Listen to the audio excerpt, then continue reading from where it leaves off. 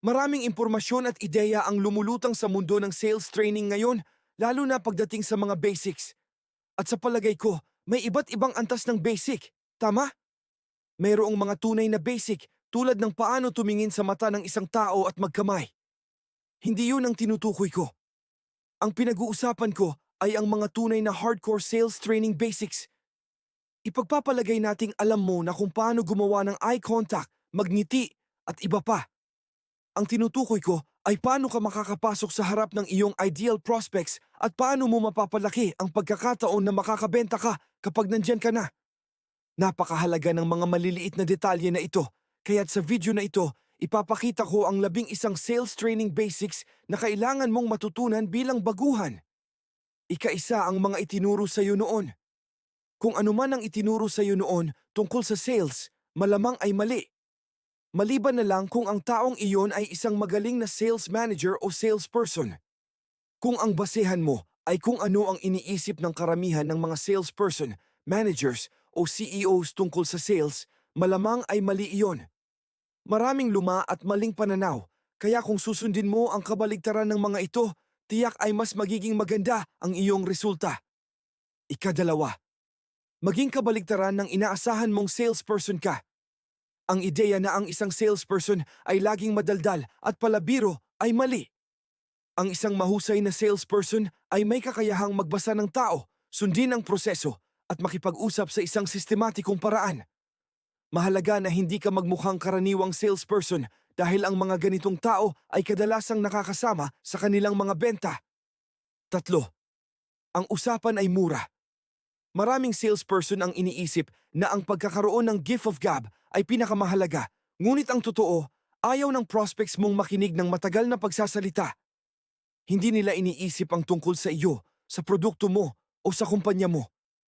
Ang tanging mahalaga sa kanila ay kung paano matutulungan sila sa kanilang mga problema.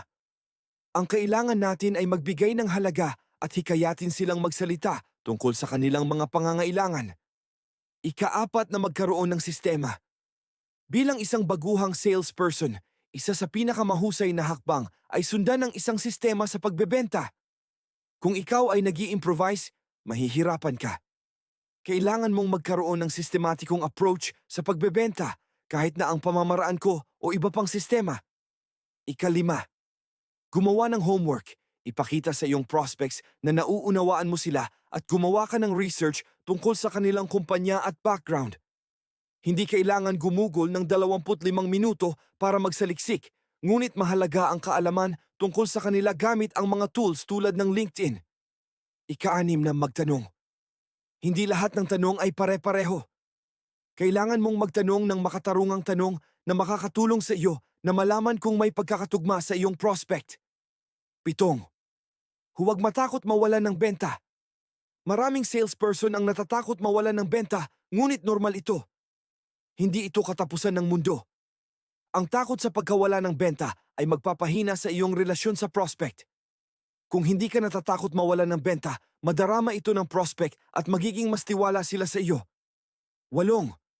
Maging pantay. Huwag tratuhin ang prospects bilang espesyal na kailangang magpakumbaba. Itrato sila bilang kapir, hindi tagapaglingkod. Kapag kumilos ka tulad ng isang pantay, magiging komportable ang iyong prospects. 9. Huwag pilitin ang prospects. Hindi kailangan ng prospects mong mapilitang bumili. Kailangan nilang makatagpo ng isang profesional na makakatulong sa kanila na malaman kung kailangan nila ang iyong produkto.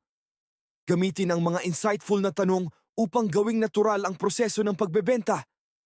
Ika-10. Patuloy na matuto. Ang pagkatuto ay isang panghabang buhay na proseso. Kung titigil ka sa pag-aaral, maguguluhan ka. Patuloy na magbasa ng mga libro, kumuha ng mga kurso, at pag-aralan ng iyong craft upang mapabuti ang iyong benta. 11. Huwag maging komportable. Kapag naging komportable ka, magsisimula ka ng magpabaya. Ang mga pinakamahusay na salesperson ay hindi natatakot lumabas sa kanilang comfort zone at patuloy na naghahanap ng mga bagong paraan upang maging mas mahusay. Kung nagustuhan mo ang video na ito, mayroon kaming libreng training tungkol sa data-driven approach para matulungan kang matupad ang iyong sales goals. I-click lamang ang link dito upang makapag-register. Kung nakuha mo ang halaga mula sa video, paki-like at mag-subscribe sa channel ko